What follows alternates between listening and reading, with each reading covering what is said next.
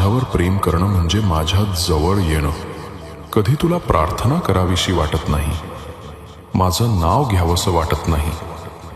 तुला वाटतं मी दूर गेलोय, तरी माझ्याकडे ये.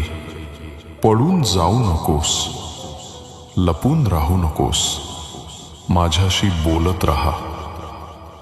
तू किती पोस्ट केल्या, लोकांनी तुला किती धार्मिक म्हटलं, यावर तुझी किंमत नाही.